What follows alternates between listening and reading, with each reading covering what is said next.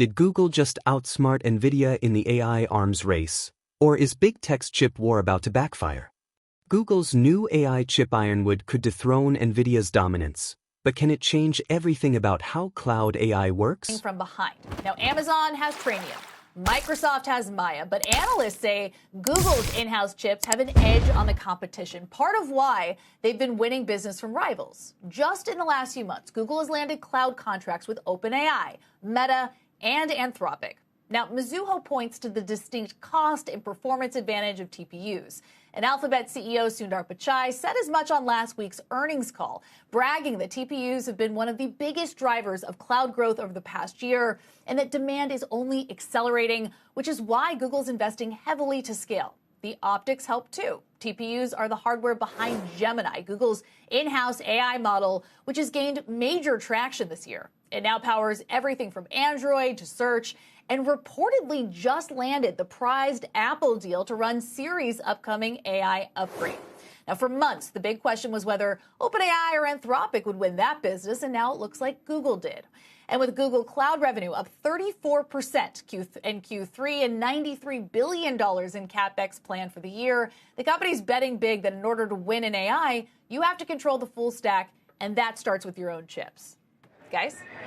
Mac, any ideas on what kinds of features we might get out of Siri as a result of this Google partnership?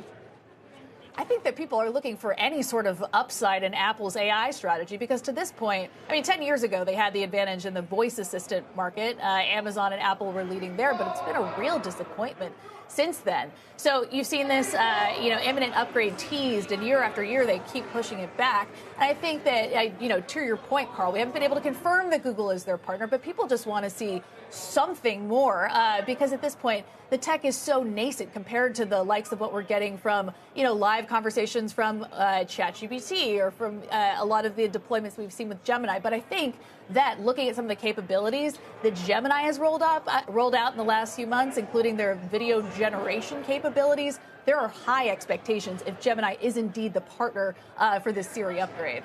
Right. It is interesting, too, to watch Google in this case, but also Broadcom, clearly AMD, at least do their best to nip at NVIDIA's heels.